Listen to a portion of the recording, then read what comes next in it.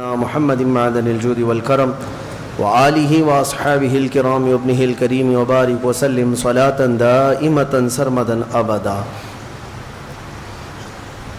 بحمده تعالی و بکرم مصطفیٰ صلی اللہ تعالی علیہ وسلم۔ آج کی اس شب میں قرآن عظیم کے 10 پارے مکمل ہو چکے ہیں، یعنی 1/3 حصہ قرآن عظیم کا تلاوت ہو چکا ہے۔ اللہ عز و جل بقیہ 2/3 میں ہمیں آسانی عطا فرمائے اور آپ سب کو اور ہمیں صحیح انداز میں پڑھنے اور سننے کی توفیق عطا فرمائے۔ آج ہم نے سورہ اعراف کا بقیہ حصہ، سورہ انفال اور سورہ توبہ کی تلاوت کی ہے۔ 9ویں پارے میں کچھ آیات ایسی ہیں جس میں اللہ تعالیٰ نے پچھلی امتوں پر نازل کیے گئے عذابات کا ذکر فرماتا ہے۔ پچھلی امتوں پر جو عذابات آئے تھے ان میں سے چند میں آپ کے سامنے رکھوں۔ موسیٰ علیہ السلام کی قوم پر، یعنی اس میں بنی اسرائیلی تھے، عذابات کیسے کیسے آئے پہلے سنیں۔ اللہ تعالیٰ فرماتا ہے فَأَرْسَلْنَا عَلَيْهِمُ الطُّوفَانَ وَالْجَرَادَ وَالْقُمَّلَ وَالضَّفَادِعَ وَالدَّمَ آیَاتٍ مُفَصَّلَاتٍ۔ 5 قسم کے عذابات آئے۔ وہ نافرمانی کرتے تھے، عذاب آتا تھا۔ آپ کو میں بتاؤں کہ اللہ نے ان کو نعمتیں بھی بے حساب دیں۔ بنی اسرائیل کو جو نعمتیں تھی، پتہ ہے کہ جب وہ چلتے تھے تو آسمان کا ایک ٹکڑا سایہ بن کر کے چلتا تھا کہ انہیں دھوپ نہ لگے۔ ان کے ناخن بڑھتے تو خود سے نیت کر لیں تو صاف ہو جاتے۔ کپڑے اگر میلے ہوں تو صبح سو کر اٹھیں کپڑے صاف ہو چکے ہوتے۔ کوئی محنت کرنی نہیں تھی۔ اور کھانا بھی کیا جنت سے اترتا تھا، من و سلوا، جنت کا کھانا اترتا تھا۔ فکر کس چیز کی تھی؟ ٹینشن کیا تھا؟ نہ کمانا ہے نہ محنت کرنا ہے۔ لیکن باوجود اس کے وہ قوم بڑی نافرمان تھی۔ اللہ تبارک و تعالیٰ کے احکام کو ٹالنا، رد و بدل کرنا ان کی عادتیں تھیں۔ جیسے کہ اللہ تبارک و تعالیٰ نے اس قوم پر سنیچر کے دن شکار کرنا حرام فرما دیا۔ سنیچر کے دن وہ لوگ شکار نہیں کر سکتے تھے۔ تو یہ قوم کیا کرتی؟ چالاکی کرتی۔ مچھلی شکار کرنے کی عادت تھی تو جمعہ کو ہی جا کر کے جال لگا دیتے تھے اور اتوار کو جا کر کے جال لے آتے تھے، جس میں پھنسی ہوئی مچھلیاں سنیچر کو پھنستی تھیں۔ پھر وہ کہتے نہیں، ہم نے تو سنیچر کو شکار ہی نہیں کیا، ہم جمعہ کو جال لگائے تھے اور سنڈے کو نکال لائے ہیں۔ انہی لوگوں کے یہ جو ہیلے بہانے ہیں آج بھی ہماری قوم میں زکوٰۃ دینے کے لیے کچھ کرتے ہیں۔ زکوٰۃ نکالنے کے لیے جب بھاری پڑتا ہے تو ایسی ہی جمعہ سنیچر اور اتوار والے فلسفے پہ کچھ لوگ عمل کرتے ہیں کہ میری زکوٰۃ اس کو دے دیا، اس نے اس کو دے دیا، واپس پلٹ کر کے ادھر ہی آ گئی، میں ہی غریب ہوں۔ تم اگر ہیلے بہانے کرو گے کس کے ساتھ؟ اللہ کے ساتھ۔ یعلم خائنۃ الاعین وما تخفی الصدور، وہ تمہاری آنکھوں کی خیانت کو بھی دیکھ رہا ہے اور دلوں میں گزرنے والے حالات سے بھی وہ خبر رکھتا ہے۔ اس کو دھوکہ دینے کی کوشش مت کرو۔ بہرحال تو یہ جو نافرمان قوم تھی ان پر پہلا عذاب آیا طوفان کا۔ طوفان آ گیا، سیلاب آیا، اتنا کہ ہر چیز بہنے لگ گئی۔ یہ دوڑے دوڑے موسیٰ علیہ السلام کے پاس آئے، توبہ کیا، معافی مانگی، اللہ نے اس عذاب کو ٹال دیا۔ چند دن گزرے تھے کہ پھر اپنی پہلی والی روش پہ آ گئے، نافرمانی۔ پھر ویسے ہی برے اعمال، تو رب تعالیٰ نے دوسرا عذاب ٹڈیوں کا بھیجا۔ ٹڈی، یہ چڈے جو اڑتے ہیں، یہ اس قدر تیز آ گئے، ٹڈیوں کا عذاب ہوتا ہے۔ یہ پورے کے پورے ایک طوفان کی طرح ٹڈیوں کا جھنڈ آ جاتا تھا۔ نہ وہ کچھ دیکھ سکتے ہیں نہ کچھ پکڑ سکتے ہیں۔ کھانے میں ٹڈیاں، بستر میں ٹڈیاں، ہر جگہ۔ پھر وہ تنگ آ کر کے توبہ کے لیے آئے، توبہ کیا، معافی کی تلافی کی۔ رب تبارک و تعالیٰ نے پھر معاف کر دیا اور عذاب کو ٹال دیا۔ خوشی خوشی رہنے لگے. چند دنوں کے بعد پھر سے مستی, پھر سے وہی نافرمانی. پھر اللہ تبارک و تعالیٰ نے جوؤں کا عذاب بھیجا. جوئیں جو سر میں ہوتی ہیں, اس کا بھی عذاب آیا. یہ کیسے؟ اتنی جوئیں کہ ان کے صرف سر میں نہیں, ان کے کھانے میں, برتن میں, پانی میں, ہر جگہ جوئیں. وہ ایک لقمہ نہیں کھا سکتے تھے بغیر جوؤں کے. یہ بھی کئی دن تک عذاب چلتا رہا. پھر توبہ کیے, پھر معافی مانگی, اللہ تعالیٰ نے پھر توبہ قبول کیا, پھر معاف کیا. چند مہینے گزرے تھے کہ پھر نافرمانی کیا, پھر اپنی پرانی روش پر آئے. تب رب تبارک و تعالیٰ نے مینڈکوں کا عذاب بھیجا. میں گنا رہا ہوں, آپ توجہ چاہتا ہوں. مینڈکوں کا عذاب ایسے کہ اس قدر مینڈک بھر گئے بستی میں کہ ان کے بستروں پر, ان کے برتنوں پر, ان کے کھانے میں, ان کے پانی میں, ان کے سونے میں, ہر جگہ مینڈک. کوئی بندہ اگر سوتا تو اس کے چہرے پر مینڈک سب چڑھ جاتے تھے. یہ عذاب تھا. دور ایک مینڈک کو دیکھنا اور وہ ہے, لیکن سونے کے وقت 100 مینڈک تم پر چڑھ جائیں تو یہ عذاب ہے. عذاب ہے, کیا کر لو گے آپ؟ پھر وہ آئے.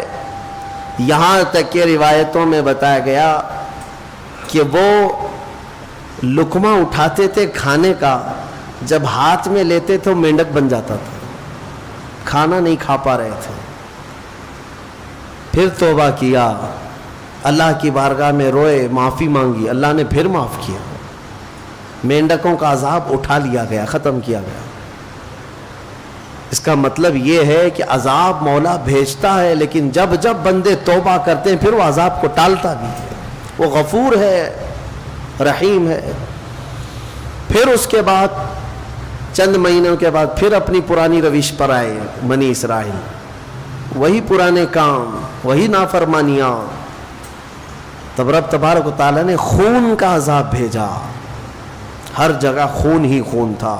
ان کے کنویں, ان کے ندیاں, ان کے تالاب خون سے بھر گئے. اس قدر خون. ہاں ایک بات اور ہے کہ جو ایمان والے تھے, موسیٰ علیہ السلام کے فرمانبردار غلام تھے, ان پر یہ عذاب نہیں رہتا تھا. وہ مزے میں کھاتے پیتے رہتے تھے, ان پر عذاب نہیں تھا. تو یہ جو نافرمان لوگ ہیں, انہوں نے دیکھا کہ موسیٰ علیہ السلام کے ساتھیوں پر یہ عذاب نہیں ہے, تو جب کھانے کا وقت ہوتا تو دوڑے دوڑے ان کے پاس جاتے ہیں کہ میاں تم اپنا کھانا ہمیں کھلا دو, تمہارے کھانے میں خون نہیں ہے, ہمارے کھانے میں خون ہے. تو وہ مومن بندہ رحم کھا کر اپنے برتن سے کھانا اٹھا کر کے ان کے منہ میں ڈالتا, منہ میں جاتی خون بنتا, پھر خون بن جاتا. یہاں تک کہ وہ اتنے عاجز آ گئے, کہا کہ تم اپنے منہ میں لے لو اور اپنے منہ سے ہمارے منہ میں تھوک دو. وہ مومنین یہ بھی کرتے, پانی لیتے اپنے منہ میں اور پھر ان لوگوں کے منہ میں جب کلا کرتے تو ان کے منہ میں آتے ہی خون بن جاتا. عذاب اللہ کا. کتنے ہیلے بہانے کرو گے بچنے کی. اخذناہم بغتہ, قرآن میں اللہ فرماتا ہے ہم اچانک پکڑ کریں گے, اور جب مولا کی پکڑ ہوتی ہے کوئی نہیں بچ پاتا. 7ویں پارے کی ایک آیت گزری ہے, رب تعالیٰ فرماتا ہے فَلَمَّا نَسُوا مَا ذُكِّرُوا بِهِ فَتَحْنَا عَلَيْهِمْ أَبْوَابَ كُلِّ شَيْءٍ حَتَّى إِذَا فَرِحُوا بِمَا أُوتُوا. جب لوگ بھول جائیں, اللہ کو بھول جائیں, تو رب تعالیٰ کیا فرماتا ہے, ہم ان کے لیے خوشیوں کے سارے دروازے کھول دیتے ہیں, خوب خوشیاں مناؤ. ارے جو رب تعالیٰ کو بھول جائے اس کو خوشیاں دی جاتی ہیں.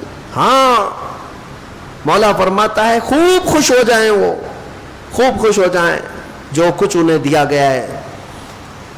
پھر اللہ فرماتا ہے اخذناہم بغتہ فاذا ہم مبلسون, ایک دن ہم اچانک پکڑ کریں گے, پھر وہ سارے ان کے منصوبے دھرے کے دھرے رہ جائیں گے, کچھ نہیں کر سکیں گے. تو بہت زیادہ عیاشی کرنے والے اگر یہ سمجھتے ہیں کہ ہم صحیح چل رہے ہیں, دیکھو نماز نہیں پڑھتے پھر بھی ہمارے پاس مال ہی مال ہے, ہم روزہ نہیں رکھتے پھر بھی ہمارے پاس جائیداد ہی جائیداد ہے, تم خام خیالی میں ہو, اللہ نے تمہیں ڈھیل دی ہے. جب بندہ رب تعالیٰ کو بھول جائے تو اللہ پوری دنیا کھول دیتا ہے اس کے لیے, خوشیاں منا لے. کیونکہ اب آخرت میں اس کا حصہ نہیں ہے. جو کچھ موج کرنا ہے، مستی کرنا ہے کر لے، پھر اللہ تعالیٰ کی پکڑ آئے گی. تو عذاب جو ہے رب تبارک و تعالیٰ کا یہ بہت سخت ہے. جو اس میں گرفتار ہوا اسے کوئی نہیں بچاتا، اسے کوئی نہیں بچاتا. ایک بات یہ بھی میں بتا دوں کہ اللہ تبارک و تعالیٰ کے یہ عذابات جو آتے رہے، کئی مختلف قسم کے عذابات ہیں. ابھی یہ 5 تو میں نے بتایا. ایک طوفان آیا، پھر اس کے بعد ٹڈیوں کا عذاب آیا، پھر جوؤں کا عذاب آیا، پھر مینڈکوں کا عذاب آیا، پھر اس کے بعد خون کا عذاب آیا. یہ ایک ہی قوم پر الگ الگ قسم کے عذاب آتا ہے. باقی دوسری قوموں پر جو عذاب آتا ہے، شعیب علیہ السلام کی قوم وہ ناپ تول میں کمی کرتے تھے. ہاں، کرانے کی دکان والے اچھی طرح سے سمجھ لیں، یا پھر کوئی بھی جس کے ہاں ناپ تول کرنا ہے ہوتا ہے. تم اگر کانٹے میں گڑبڑ کرتے ہو، ہاں ہو سکتا ہے گورنمنٹ کو دھوکہ دے دیں، گراہک کو دھوکہ دے دیں، اللہ کو نہیں. اور اللہ کو یہ سخت ناپسند چیز ہے. ناپ تول میں کمی کرنا اللہ کو سب سے زیادہ ناپسند ہے. ناپ تول کا مطلب صرف اور صرف یہ وزن کرنے والے گیہوں، چاول، شکر ہی نہیں، دودھ بھی آیا اسی میں، تیل بھی آیا اسی میں، ناپنے والی چیز بھی، تولنے والی چیز بھی. اور شعیب علیہ السلام کی قوم اس بلا میں گرفتار تھی. ہزار انہیں سمجھایا گیا لیکن وہ باز نہیں آتے تھے. تو جانتے ہیں ان کو گھمنڈ کس بات کا تھا؟ وہ قوم حضرت شعیب علیہ السلام کے ڈرانے پر بھی یہ کہتی تھی کہ ہمیں کچھ ہوتا نہیں ہے، ہمیں کچھ نہیں ہوگا. اور انہوں نے جانتے پہاڑوں کو تراش تراش کر کے گھر بنا لیے تھے، پتھر کے پہاڑوں کو، اور اس کے اندر رہتے تھے.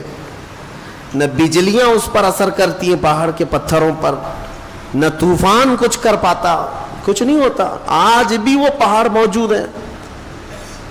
حضرت صالح علیہ السلام کی قوم کی خصوصیت قرآن میں یہ فرمائی گئی کہ وہ لوگ پہاڑوں کو تراش تراش کر کے گھر بناتے تھے. ڈیزائن ایک سے ایک پہاڑ ایک خاندان کا، فری میں ملتے تھے پہاڑ. تو آج تک اگر وہ پہاڑ تراشے ہوئے موجود ہیں تو اس زمانے میں کتنے مضبوط رہے ہوں گے. تو انہیں اس بات کا گھمنڈ تھا کہ ہم سب سے مضبوط گھروں میں ہیں، کیا کر لو گے ہمارا. اللہ کے نبی ڈراتے تھے. اچھا، اس قوم کو یہ معلوم تھا کہ نوح علیہ السلام کی قوم پر جو عذاب آیا تھا وہ سیلاب آیا تھا، پانی آیا تھا. اگر ویسا عذاب آئے تب بھی ہمارا کچھ نہیں ہوگا، ہم پہاڑوں میں رہتے ہیں. اور دوسرے حضرت لوط علیہ السلام کی قوم پر عذاب آیا تھا، پتھروں کی بارش کی گئی تھی، نوکیلے پتھر برسائے گئے تھے. تو یہ شعیب علیہ السلام کی قوم یہ سمجھتی تھی کہ اگر وہ عذاب بھی آیا تب بھی ہمارا کچھ نہیں ہوگا. نوکیلے پتھر 1000 برسیں پہاڑوں پر کچھ نہیں ہوگا، وہ پہاڑ ٹوٹنے والے نہیں ہیں. ان کو اس بات کا بھی گھمنڈ تھا.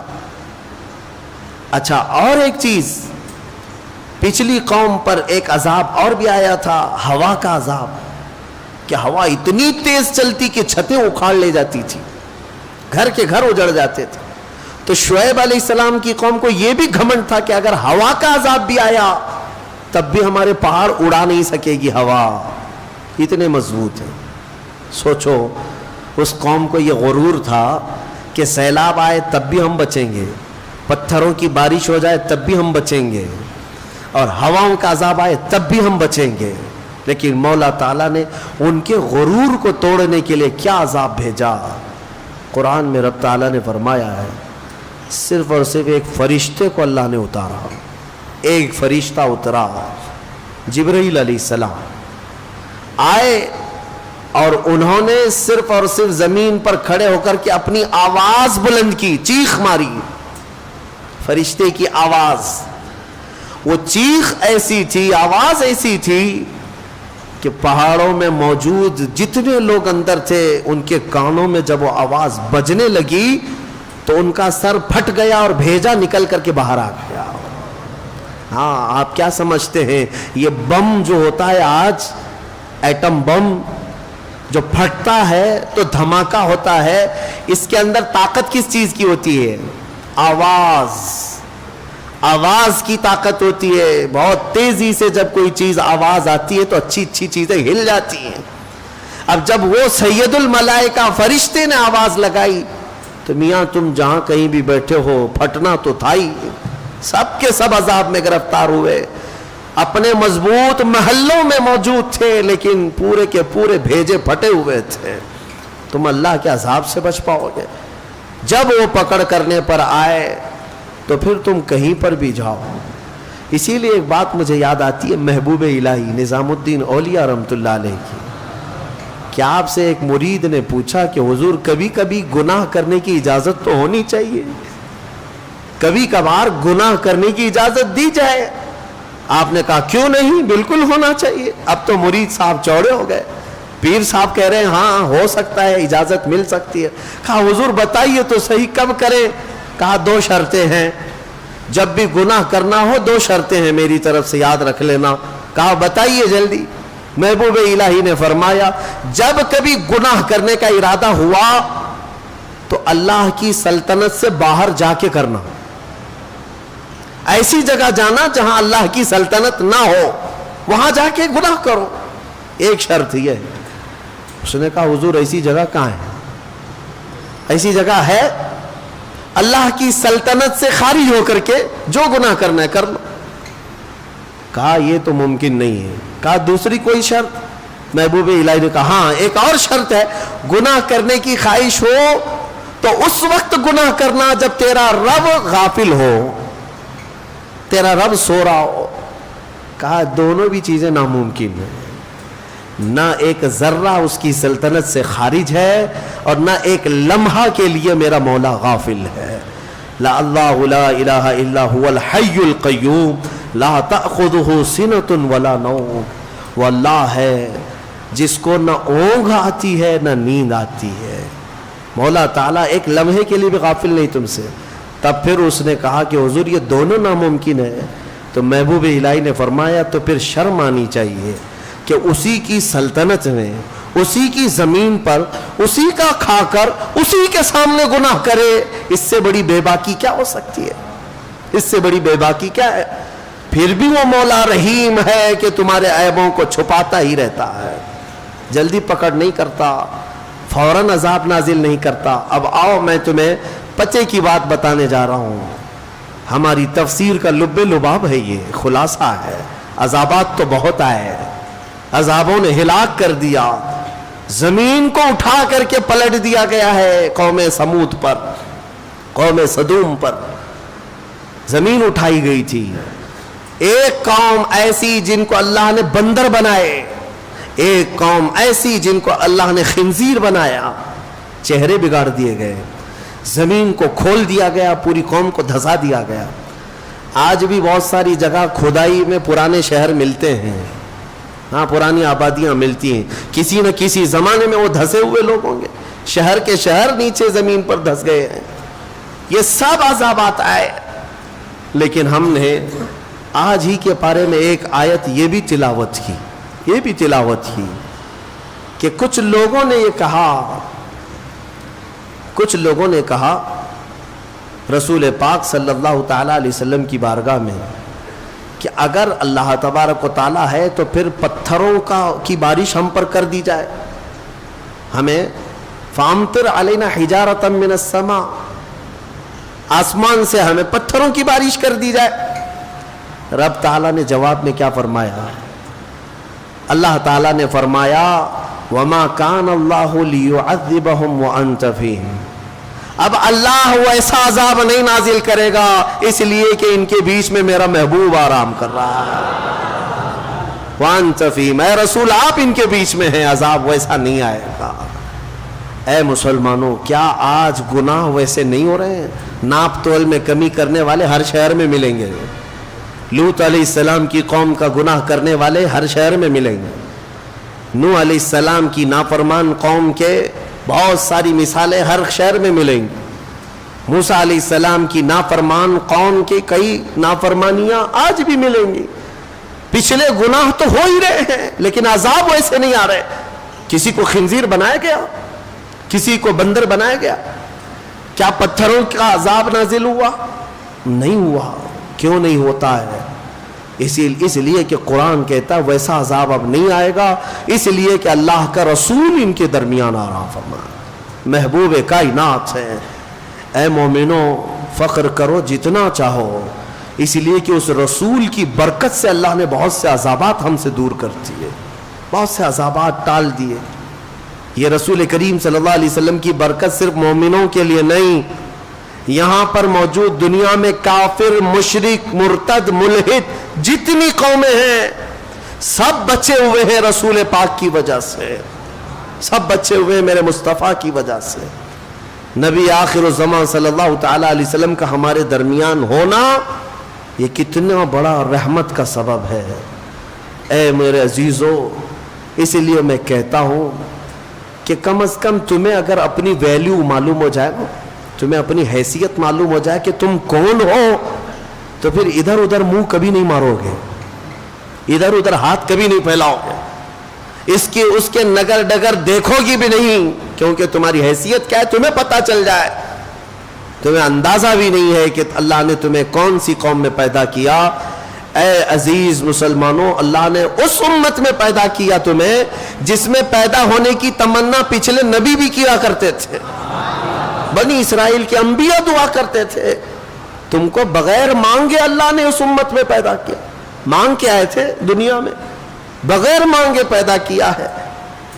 حضرت سفیان ثوری رحمۃ اللہ علیہ سے ایک روایت ہے، کتنی پیاری بات وہ کہتے ہیں، ارشاد فرماتے ہیں کہ اے رسول پاک کے امتی، جب تجھے یہ معلوم ہے کہ تیرے بغیر مانگے اللہ نے تجھے اپنے محبوب کی امت میں بنایا، تو کیا وہ تیرے مانگنے پر اپنی جنت نہیں عطا کرے گا؟ مانگنا ہی نہیں چاہتا، مانگنے کی عادت بھی چھوٹ گئی تمہاری۔ بہرحال میرے عزیزو، عذابات نہیں آتے آج تو اس لیے نہیں کہ تم نیک ہو، عذابات اس لیے نہیں آتے اس لیے نہیں کہ ہم بہت بڑے عبادت گزار ہو گئے، عذابات اس لیے نہیں آتے کہ ہمارے رسول کی رحمت ساتھ میں ہے۔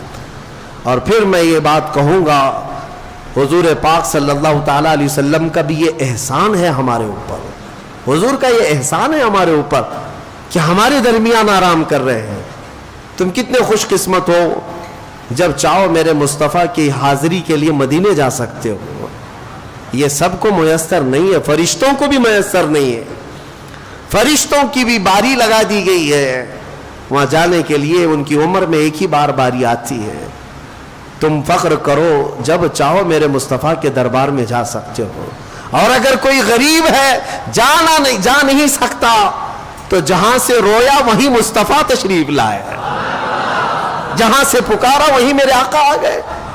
یہ میرے آقا کی رحمت نہیں ہے تو اور کیا ہے؟ حضور پاک کی رحمت ہے کہ وہ ہمارے درمیان ہے۔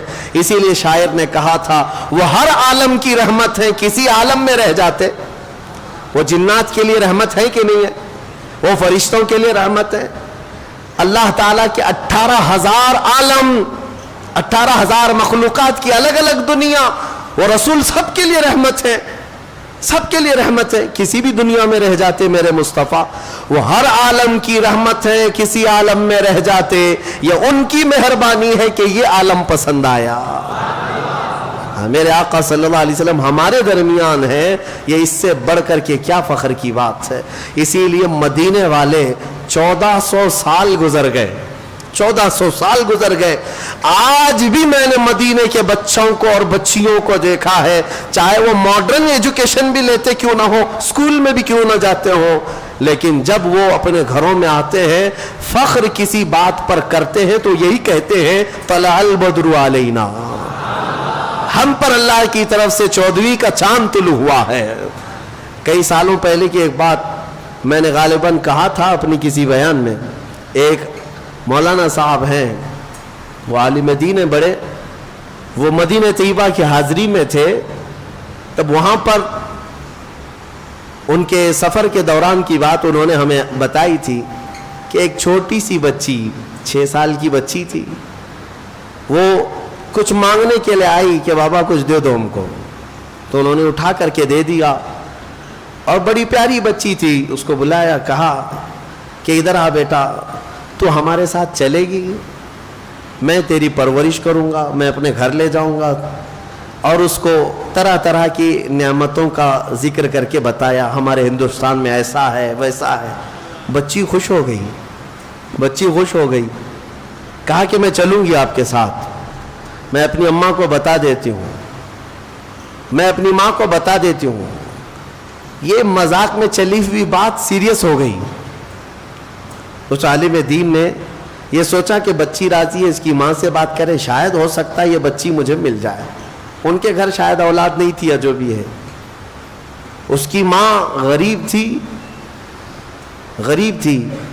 بچی نے جب یہ کہا کہ میں ان کے ساتھ جاتی ہوں، ضد کرنے لگی، کہا کہ ایسا ہوتا نہیں ہے۔ بہرحال شام کا وقت تھا، مسجد نبوی کے باہر اس عالم دین سے وہ بچی پوچھتی ہے کہ بابا جان آپ لے کے جائیں گے، یہ ہرا گنبد ہندوستان میں ہے؟ جہاں آپ لے جاؤ گے یہ گنبد ہے؟ اس عالم دین نے کہا بیٹا یہ ایک ہی ہے، کہیں اور نہیں ملے گا، یہ یہی ہے۔ تب وہ ہاتھ جھٹک کر کے بھاگتی ہے، کہتی ہے میں یہاں سے کہیں نہیں جا سکتی، اگر یہ ہے تو آؤں گی، نہیں تو نہیں آؤں گی۔ 6 سال کی بچی کا یہ جذبہ ہے۔ وہ میرے مصطفیٰ کے قدموں سے جدا ہونا آج بھی نہیں پسند کرتے۔ میرے عزیزوں، میں تمہیں یہی بتانا چاہتا ہوں، اگر ہمارے پاس فخر کی سب سے بڑی کوئی چیز ہے تو وہ نسبت مصطفیٰ ہے۔ میرے آقا ہمارے ساتھ ہے، حضور پاک صلی اللہ علیہ وسلم کی محبت ہمارے ساتھ ہے۔ یہی چیز تو آج تک ہمیں عذابوں سے بچا رکھی ہے۔ اور میں اکثر اس بات کو گنگنایا بھی کرتا ہوں۔ اعلیٰ حضرت فاضل بریلوی رضی اللہ تعالیٰ عنہ نے ہمیں یہ سکھایا بھی تھا، خوف نہ رکھ رضا ذرا، تو ہے عبد مصطفیٰ۔ مصطفیٰ کا جب تو غلام ہے تو ڈرتا کیوں ہے؟ کس سے ڈرتا ہے؟ ہاں، سپاہیوں سے ڈر ہے، قاتلوں سے ڈر ہے، ظالموں سے ڈر ہے، کس سے ڈر ہے؟ کیا کریں گے؟ خوف نہ رکھ رضا ذرا، تو ہے عبد مصطفیٰ، تیرے لیے امان ہے، تیرے لیے امان ہے۔ اور پھر ہم تو یہی کہتے ہیں، ڈھونڈا ہی کریں صدر قیامت کے سپاہی، وہ کس کو ملے جو تیرے دامن میں چھپا ہو۔ میرے آقا صلی اللہ تعالیٰ علیہ وسلم کی طرف آ جاؤ، ان کے قدموں میں رہنے میں فخر محسوس کرو، اللہ ہر عذاب سے محفوظ رکھے گا۔ میرے عزیزوں، یہ تھا پچھلی تفسیر کا کچھ بقیہ حصہ تھا، لیکن ایک آیت کریمہ اس کو میں ضرور ذکر کرتا ہوں جو یادگار ہے 10ویں پارے سورہ توبہ کی۔ اللہ تبارک و تعالیٰ نے ایک سفر کا ذکر فرمایا، اور وہ بہترین سفر ہے۔ کس کا سفر؟ میرے مصطفیٰ کریم کا۔ مکہ سے لے کر مدینے کا جو سفر تھا، ہجرت کے سفر کا ذکر آج کے پارے میں آیا ہے۔ اللہ تعالیٰ نے ذکر فرمایا، رسول کریم صلی اللہ تعالیٰ علیہ وسلم مکہ مکرمہ میں 13 سال تک قیام فرمائے اعلان نبوت کے بعد، اور بڑی مشقتیں، بڑی کلفتیں دیکھنے کو ملی۔ 3 سال میرے آقا صلی اللہ علیہ وسلم کے پورے خاندان کا مکہ والوں نے بائیکاٹ کیا تھا، سوشل بائیکاٹ، سماجی بائیکاٹ، کھانا پینا ملنا جلنا سلام کلام سب بند کر رکھا تھا، کسی کو حضور کے خاندان کے قریب تک آنے نہیں دیتے تھے۔ 3 سال میرے آقا صلی اللہ تعالیٰ علیہ وسلم کے جو ایسے گزرے، ان میں کئی دن ایسے آئے ہیں جس میں صرف ہرے پتے میرے آقا نے کھائے، چمڑوں کو ابال کر کے کھایا گیا۔ یہ دن آئے تھے مکہ میں، مکہ کے کفار نے بڑے ظلم کیے، حضور کے غلاموں کو پکڑ کر کے مارا، قتل کیا، شہید کیا۔ 13 سال کے بعد میرے مولا نے، رب تعالیٰ نے رسول کریم صلی اللہ علیہ وسلم کو حکم فرمایا کہ اے محبوب، آپ مکہ سے نکل کر کے مدینے کے سفر پر چلیں۔ یہ وہی ہجرت کی رات ہے جب میرے آقا صلی اللہ تعالیٰ علیہ وسلم کو قتل کرنے کے لیے مکہ کا ہر خاندان تیار تھا۔ تقریباً وہاں پر 13 یا 14 خاندان آباد تھے۔ ہر خاندان کا ایک ایک آدمی میٹنگ کر کے آ چکا تھا کہ آج کی رات ہم ان کا کام تمام کر دیں گے، ختم کر دیں گے۔ اور سارے لوگ اپنے اپنے ہاتھوں میں تیز دھار تلوار لیے میرے آقا صلی اللہ علیہ وسلم کے گھر کے ارد گرد کھڑے ہو گئے کہ رات کا وقت ہوگا، سب کے سب اندر داخل ہوں گے، ایک ساتھ حملہ کریں گے۔ کیونکہ اس زمانے میں بدلے کی لڑائیاں بہت چلتی تھیں، تو سارے خاندان والے اس لیے آ گئے تھے کہ قریش پھر محمد صلی اللہ علیہ وسلم کے بدلے کے لیے لڑ نہ سکے کسی سے۔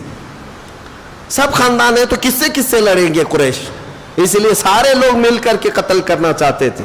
اور اسی رات کو مولا تعالیٰ حکم فرماتا ہے رسول آپ یہاں سے ہجرت فرمائیں. مولا کائنات علی مرتضیٰ شیر خدا رضی اللہ تعالیٰ عنہ میرے آقا صلی اللہ تعالیٰ علیہ وسلم کے ساتھ تھے. حضور نے ان کو اپنے بستر پر لٹایا اور خود میرے آقا گھر سے باہر نکلے یاسین شریف کی تلاوت کرتے ہوئے. اپنے ہاتھ میں مٹی اور کنکریاں کچھ لیں اور جو باہر گھر کے کھڑے تھے ان کفار کے منہ پر پھینک دیا. اور حضور اکرم صلی اللہ علیہ وسلم ان کے درمیان سے چلتے چلتے نکل آئے. کسی ایک کافر کو بھی میرے آقا نظر نہیں آئے.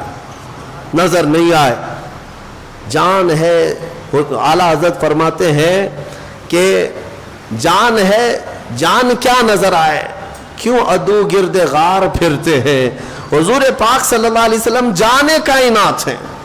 اور میں یہ بات کہا کرتا ہوں حضور اکرم صلی اللہ تعالیٰ علیہ وسلم کا دیدار اسے حاصل ہوگا جو ان کا عشق رکھتا ہو، ان کی محبت رکھتا ہو، ورنہ سامنے رہ کر کے بھی اندھا ہو سکتا ہے، سامنے رہ کر کے بھی اندھا ہو سکتا ہے.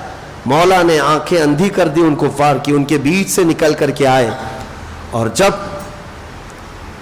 مدینہ طیبہ جانا تھا تو حضرت ابوبکر صدیق کو ساتھ لیا، ان کے گھر سے ان کو اپنے ساتھ لیا. اور مدینے کے راستے پر جانے سے پہلے غار ثور بیچ میں، یہ اپوزٹ ڈائریکشن میں ہے، مدینے کے راستے پر نہیں، اپوزٹ ڈائریکشن میں ہے. لیکن حضرت ابوبکر صدیق کے مشورے پر اس غار ثور میں تھوڑا سا رکنا ہو گیا، اس لیے کہ پتا تھا کہ کل صبح اب یہ مکہ والے تلاش شروع کر دیں گے، ڈھونڈیں گے ادھر ادھر. اور وہ سب کو پتا تھا مکہ والوں کو کہ محمد صلی اللہ علیہ وسلم اگر کہیں جا سکتے ہیں تو مدینے ہی، کیونکہ مدینے والے پہلے ہی بہت سارے ایمان لا چکے تھے. مدینے والے بہت سارے حضور کے جانے سے پہلے ایمان لائے ہوئے تھے. مدینے میں اسلام کی بہاریں آ چکی تھی. جو مکہ آتے تھے، حج کے لیے آتے تھے، میرے آقا کے ہاتھوں پر بیعت کرتے اور مدینے واپس جاتے تھے. تو غار ثور میں میرے آقا صلی اللہ علیہ وسلم نے قیام فرمایا. وہ غار آج بھی موجود ہے، 5000 فٹ اونچے پہاڑ، 5000 فٹ اونچا پہاڑ، اس پر ایک غار ہے جہاں صرف 2 لوگوں کے بیٹھنے کی جگہ ہے آج بھی. اور روایتیں بتاتی ہیں میرے آقا صلی اللہ تعالیٰ علیہ وسلم غار ثور پر جب چڑھنے لگے تو صدیق اکبر کو دیکھا نہ گیا. حضور اتنی بلندی پر پیدل جائیں گے، تھکان کے آثار ہیں. صدیق اکبر نے اپنے کندھے پیش کیے، یا رسول اللہ آپ میرے کندھوں پر سوار ہو، آپ کا غلام لے کر کے اوپر چڑھے گا. میں آپ کو بتاتا ہوں تم پانی کی ایک بوتل لے کر کے اوپر تک جا نہیں پاؤ گے. ہاں سفر بڑا کٹھن ہے. وہ ہم گئے، بہت سخت لگتا ہے، کوئی چیز اپنے پاس نہیں ہونی چاہیے، ایک تھیلی بھی لے جانا مشکل ہو جاتا ہے. لیکن صدیق اکبر کے مقام کو کون جانے جن کے کندھوں نے بار نبوت کو اٹھایا، بار نبوت کو اٹھایا. اور حضرت ابوبکر صدیق اس غار تک لے گئے اور اس غار کو ہر طرح سے کپڑے پھاڑ پھاڑ کر بند کیے، کوئی سوراخ باقی نہ رہے کہ کہیں سے کوئی کیڑا بھی آ کر میرے مصطفیٰ کریم کو ایذا نہ پہنچا سکے. ایک عاشق کی جانثاری اور ناموس رسالت کی حفاظت کسے کہتے ہیں وہ صدیق اکبر کی ذات سے سمجھ میں آتا ہے. حضرت ابوبکر صدیق کی ذات سے سمجھو، سب کچھ حفاظت کے ساتھ رکھا، پھر بھی ایک سوراخ باقی رہا تو اپنا پیر اس پر لگا کر حضور پاک صلی اللہ تعالیٰ علیہ وسلم کے آرام کے لیے اندر بلایا. میرے آقا صلی اللہ تعالیٰ علیہ وسلم آرام کرتے رہے، لیکن ابوبکر صدیق کے پیر میں ایک سانپ ڈستا رہا، بہت پرانا سانپ جس کا زہر چڑھ کر کے ان کا پیر پیلا پڑ گیا، لیکن پیر ہٹانے کو تیار نہیں. حضور پاک کے آرام میں خلل نہ ہونے پائے. ہاں حضور کے لیے قربانیاں دینا، ایک ڈنڈے سے بھاگنا، یہ ناموس رسالت کی حفاظت کا معاملہ نہیں ہے. جان پر بنا چکی تھی لیکن پیر نہیں ہٹایا. صدیق اکبر کا ایمان کیا تھا؟ موت آئے گی تو رخ مصطفیٰ پہ آئے گی، حضور سامنے ہے، پھر کس بات کا ڈر ہے. حضرت ابوبکر صدیق پیر نہیں ہٹائے. درد کی شدت اتنی بڑھ گئی، خود میرے آقا بیدار ہوئے. پوچھا کہ کچھ تکلیف ہو رہی ہے ابوبکر؟ کہا یا رسول اللہ سانپ کاٹ رہا ہے. میرے آقا نے فرمایا پیر ہٹا دو. کہا نہیں کہیں آپ کو ایزا نہ دے دے. حضور نے فرمایا تم پیر ہٹاؤ, کوئی موذی ہمیں ایزا نہیں دے گا. جانور حضور کو ایزا نہیں دے سکتے کیونکہ میرے آقا ان کے لیے بھی رحمت ہے. ان کے لیے بھی رحمت ہے. آپ نے پیر ہٹایا, سانپ اندر آیا. جو دیدار کا مشتاق تھا دیدار کیا اور ویسے ہی واپس چلا گیا. صدیق اکبر کو اگر اس نے ڈسا بھی ہے تو وہ عشق کی پیاس تھی, حضور پاک صلی اللہ علیہ وسلم کے دید کی تڑپ تھی. رسول کریم صلی اللہ تعالی علیہ وسلم نے اپنا لعاب پاک حضرت ابوبکر کے پیر میں لگایا اور ان کا پورا زہر اتر گیا. سانپ کا زہر ختم ہو گیا, کوئی زہر کا اثر بھی نہیں تھا. اور میں سمجھتا ہوں کہ حضرت ابوبکر کو یہ معلوم تھا, اسی لیے پیر نہیں ہٹا رہے تھے. زہر چڑھنے تو سر تک بھی چڑھے تو کیا ہونا ہے, لعاب مصطفیٰ سامنے موجود ہے. ارے شفا خانہ پورا ان کے سامنے ہے, تو سانپ ڈسے کہ بچھو ڈسے, کیا ڈر ہے اور کیا فکر ہے. اور اس کے بعد ظاہر سی بات ہے اتنا مضبوط ایمان صدیق اکبر کا. اعلیٰ حضرت اسی کو فرماتے ہیں صدیق نے غار میں جاں ان پہ دے چکے. صدیق بلکہ غار میں جاں ان پہ دے چکے. جان بچانا کیا ہے پتہ ہے آپ کو؟ فرض ہے. جان بچانا کیا ہے؟ فرض ہے. اور یہ سارے فرائض میں سب سے بڑا فرض ہے. ارے جان ہے تو نماز پڑھو گے, جان ہے تو زکوٰۃ دو گے, جان ہے تو حج کرو گے. سارے فرض بعد میں, جان بچانا پہلا فرض ہے. لیکن حضرت ابو بکر نے وہ سب سے اعلیٰ فرض کو بھی نچھاور کر دیا میرے مصطفیٰ کی نیند پر, حضور کی نیند پر. اعلیٰ حضرت نے فتاوی رضویہ شریف میں ایک پیاری بات نقل فرماتے ہیں. کہتے ہیں کہ اگر دو فرض ایک ساتھ جمع ہو گئے تو کون سے فرض پہ عمل کرنا چاہیے؟ دو فرض ایک ساتھ جمع ہو جائیں تو کون سے فرض پہ عمل کرنا چاہیے؟ ایک ہی وقت میں دو فرض آ گئے, کون سے فرض پر عمل کرے؟ جیسے حضرت ابوبکر صدیق کے اوپر دو فرض آ گئے تھے, ایک اپنی جان بچانا بھی فرض تھا اور ایک مصطفیٰ کا احترام کرنا بھی فرض تھا. حضور کی عزت کرنا فرض ہے یا نہیں؟ دو فرض ایٹ اے ٹائم ایک ہی وقت میں آئے تو اعلیٰ حضرت فرماتے ہیں تو پھر دیکھا جائے گا کیٹیگری, کون سا فرض اعلیٰ درجے کا ہے اور کون سا فرض ادنا درجے کا ہے. جو اعلیٰ درجے کا ہوگا اس پر عمل کیا جائے گا, ادنا درجے کا ہوگا چھوڑ دیا جائے گا. تو حضرت ابوبکر صدیق نے دونوں فرضوں کو دیکھا اور اس کے بعد فیصلہ کیا اعلیٰ درجے کا فرض تو حضور کی عزت کرنا, جان بچانا اعلیٰ درجے کا فرض نہیں. یہاں جب بات آئے تو اعلیٰ درجے کا فرض کیا ہے؟ رسول کی عزت کرنا. صدیق بلکہ غار میں جان ان پہ دے چکے, اور حفظ جان تو جان فروز غرر کی ہے. اور اسی طرح مولا علی نے واری تیری نیند پہ نماز, وہاں پر بھی دو فرض ہو گئے تھے نا. حضرت علی کے زانو پر بھی حضور ایک دن آرام کر رہے تھے, عصر کی نماز حضرت علی نے نہیں پڑھی تھی, سورج ڈوب گیا, پتہ ہے نا وہ کیا. اور سنیوں کو نہ پتہ ہو تو کسے پتہ ہو؟ ہاں, میرے آقا کے معجزے اگر سنیوں کو نہیں معلوم, حیرت کی بات ہے. تو حضرت علی کے اوپر دو فرض آ گئے تھے. ایک عصر کی نماز پڑھنا ہے. عصر کی نماز فرض ہے کہ نہیں ہے؟ ارے پانچوں نمازوں میں سب سے اعلیٰ نماز عصر کی ہے, بیچ والی نماز, اس کا مقام بڑا ہے. عصر کی نماز بھی فرض, اور حضور آرام کر رہے ہیں, حضور کی عزت بھی فرض. ایک ہی ٹائم میں دو فرض آ گئے. مولا علی نے بھی دیکھا, کمپیئر کیا. اب یہاں کون سا اعلیٰ درجے کا فرض ہے اور کون سا ادنا درجے کا فرض؟ مولا علی نے بھی عمل کر کے دکھایا. عصر کی نماز جاتی ہے تو جائے, رسول کی نیند کا احترام کرنا یہ اعلیٰ درجے کا فرض ہے. مولا علی نے واری تیری نیند پر نماز, وہ بھی نماز عصر جو سب سے اعلیٰ خطر کی ہے. پھر اعلیٰ حضرت اخیر میں بیان کرتے ہیں تو نے انہیں جان اور انہیں پھیر دی نماز. حضور نے کیا ان دونوں کو نہیں دیا؟ صدیق اکبر کو ان کی جان لوٹائی کہ نہیں لوٹائی؟ اور حضرت علی کو ان کی نماز لوٹائی کہ نہیں لوٹائی؟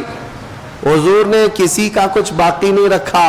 صدیق اکبر نے اپنی جان دے دی لیکن میرے آقا نے صرف لعاب لگا کر ان کی جان لوٹا دی. حضرت علی نے نماز چھوڑ دی, حضور بیدار ہو کر انگلی سے پلٹا کر ان کے لیے عصر کی نماز کا وقت قائم کرا دیا. تو نے انہیں جان اور انہیں پھیر دی نماز, پر وہ تو کر چکے جو کرنی بشر کی ہے. ثابت ہوا کہ جملہ فرائض فروع ہے, اصل الاصول بندگی استاجور کی ہے. اصل الاصول بندگی استاجور کی ہے. جو میں ختم کرتا ہوں اپنی بات کو کہ غار ثور میں ایک واقعہ جو پیش آیا, قرآن کہتا ہے اذ اخرجہ الذین کفروا ثانی اثنین اذ ہما فی الغار اذ یقول لصاحبہ لا تحزن ان اللہ معنا. یہ آیت کریمہ ہے. ایک وقت ایسا آیا کہ کفار و مشرکین ڈھونڈتے ڈھونڈتے غار تک بھی پہنچ گئے. ان کے پیر نظر آنے لگ گئے حضرت ابوبکر صدیق کو. حضرت ابوبکر صدیق کے سینے میں خوف ہو گیا کہ پورے کے پورے یہ قاتل بپھر کر کے آ گئے, ہم دو ہی ہیں یہاں پر, اور غار کے قریب آ گئے. وہ پیروں کے نشان دیکھ کر کے آئے ہوں گے یا کسی بھی طرح سے وہاں تک پہنچ گئے. اب ڈرنے لگے حضرت ابوبکر. تو جانتے ہیں میرے آقا نے ان کے سینے پر ہاتھ رکھا اور ایک جملہ فرمایا, لا تحزن ان اللہ معنا. ابو بکر مت گھبرا, اللہ ہمارے ساتھ ہے. مت گھبرا, اللہ ہمارے ساتھ ہے. میں اکثر یہی کہتا ہوں, اے مسلمانوں یہ جملہ اتنا پاورفل ہے, اتنا پاورفل ہے. کروڑوں جھوٹے کسی اور کے ساتھ ہوں مگر اللہ ہمارے ساتھ ہے. اللہ ہمارے ساتھ ہے. اس بات پر یقین کے ساتھ چلو, دیکھو تمہارا ایمان کتنا مضبوط ہوتا ہے. ایمان کتنا مضبوط ہوتا ہے. ہم نے دیکھا ہے کہ جس کے ہاں ایمان آ جائے تو پھر وہ دنیا کے خوف سے بھی آزاد ہوتا ہے. میاں بڑے بڑوں کی بات تو چھوڑے, ابھی ماضی قریب میں ایک برقع پوش خاتون نے 40 کتوں کو صرف اللہ اکبر سے بھگایا تھا. 40 کتے بھاگ گئے. کس بات پر؟ کچھ بھی نہیں. نہ اس لڑکی کے پاس, اس خاتون کے پاس چھری نہیں ہے, چاقو نہیں ہے, بلیڈ نہیں ہے, کچھ نہیں ہے, لیکن اللہ اکبر میں اتنی تاثیر ہے. لا تحزن ان اللہ معنا. مت گھبراؤ, بے شک اللہ ہمارے ساتھ ہے. یہ جملہ مجھے عرض کرنا تھا. آج بھی میں آپ سب سے یہی کہتا ہوں, گھبراؤ مت. اور ہم بچپن میں طغروں پر ایک شعر پڑھتے تھے, اکثر گھروں کے باہر چوکھٹوں پر یہ لگایا جاتا تھا, اور اب تو یہ سب رواج بھی ختم ہو گیا. نہ گھبراؤ مسلمانوں, ابھی خدا کی شان باقی ہے, ابھی اسلام زندہ ہے, قرآن باقی ہے. یہ ایک طرح سے حوصلہ دیا جاتا تھا, گھبراؤ مت, ابھی خدا کی شان باقی ہے, ابھی خدا ہے, ابھی اسلام زندہ ہے, قرآن باقی ہے, کچھ نہیں ہوگا انشاءاللہ العزیز. بہت سارے موذی کیڑے آئے لیکن اسلام کا کچھ نہیں نقصان ہوا انشاءاللہ العزیز. صبح قیامت تک یہ اسلام لہلہاتا ہی رہے گا. اسلام تیری نبض نہ ڈوبے گی, حشر تک تیری رگوں میں رواں خون ہے 4 یار کا. اب میں تفسیر چونکہ پوری میری ہو نہیں سکی, ہجرت کا یہ سفر میرے آقا صلی اللہ تعالیٰ علیہ وسلم کا ابھی طویل ہے, لیکن میں یہیں پر روکتا ہوں. مدینہ طیبہ میرے آقا صلی اللہ تعالیٰ علیہ وسلم تقریباً 8 یا 9 منزلوں کے بعد پہنچے تھے تو شاندار مدینے والوں نے استقبال کیا تھا. لوگ کہتے ہیں حضور مکہ میں پیدا ہوئے تو وہاں پر تو جشن عید میلاد النبی نہیں منایا گیا. حضور پیدا ہوئے تھے تو میلاد نہیں منایا گیا. بہت سارے لوگ یہ سوال کرتے ہیں, ان سے جواب یہ دینا کہ حضور جب پیدا ہوئے تھے تو مکہ میں صرف کافر ہی کافر تھے سوائے بی بی آمنہ اور حضرت عبد المطلب کے. کون تھا وہاں پر؟ تو کافروں سے پوچھو گے میلاد نہیں منائے تھے. اگر تم بھی انہی کی کیٹیگری کے ہو تو مت مناؤ, کیا فرق پڑتا ہے. ہاں لیکن حضور جس دن مدینے میں انٹر ہوئے تھے, جس دن مدینے میں داخل ہوئے تھے, ارے چھوٹے بچے سے لے کے بوڑھے تک ہر کوئی مدینے کی گلیوں میں آ کر دف بجا بجا کر خوشیاں منا رہے تھے. ہم پر مولا کا 14ویں کا چاند طلوع ہو چکا ہے. طلع البدر علینا من ثنیات الوداع.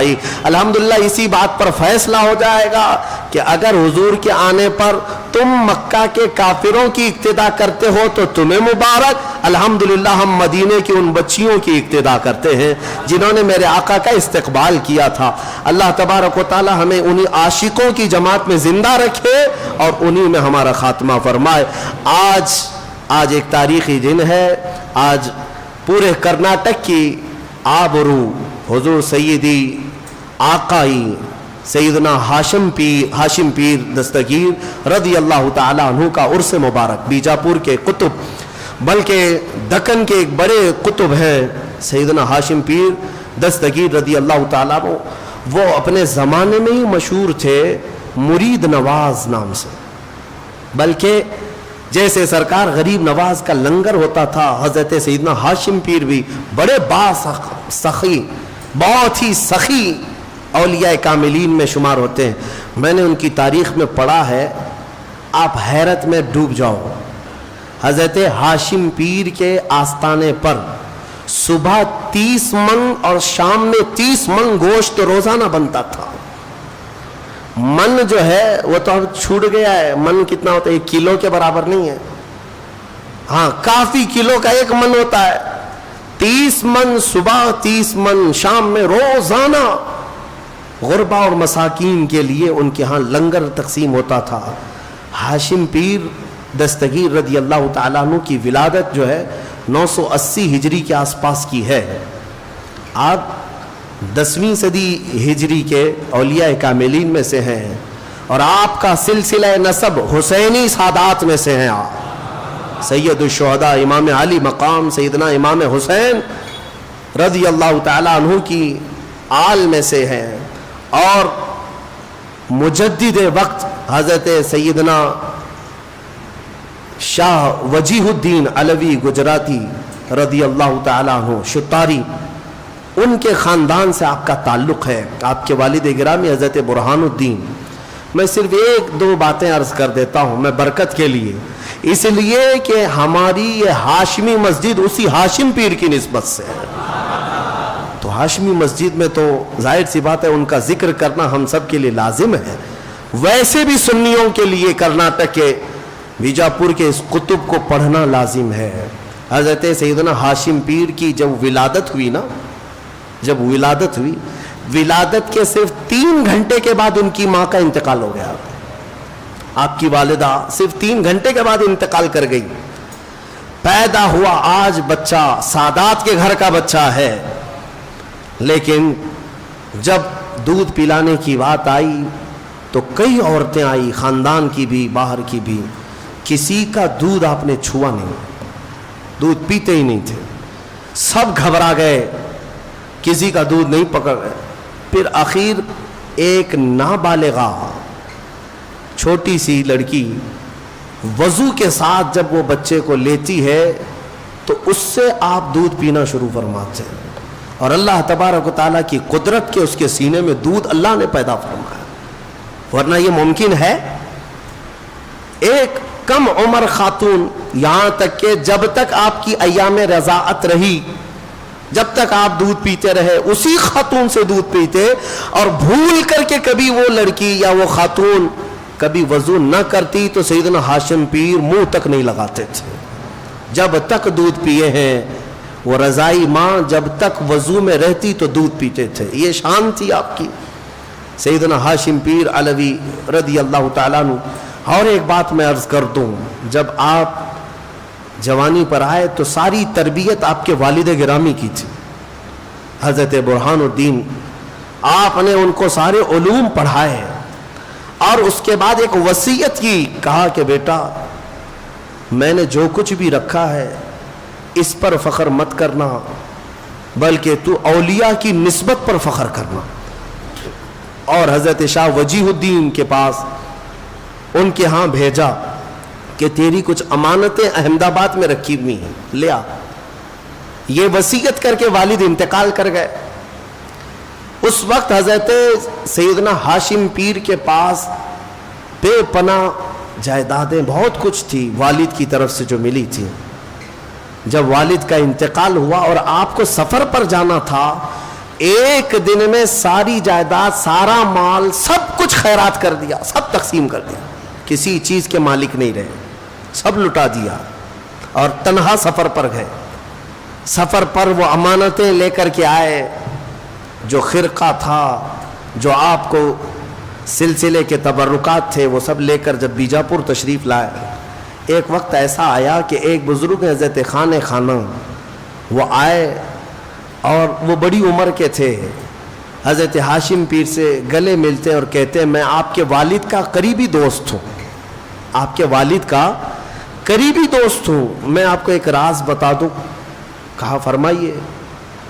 تو خانہ نے کہا کہ آپ کے والد کے ساتھ میں رہتا تھا، آپ کے والد نے فلاں کو فلاں کو فلاں کو فلاں کو فلاں کو نام گناتے گناتے کہا اتنے لوگوں کو آپ کے والد نے قرض حسن دیا ہے، اور وہ کل جائیداد اس زمانے کے 3 لاکھ روپے ہوتے، آج کے شاید ہو سکتا ہے کروڑوں کے ہو جائیں، کروڑوں کے ہو جائیں.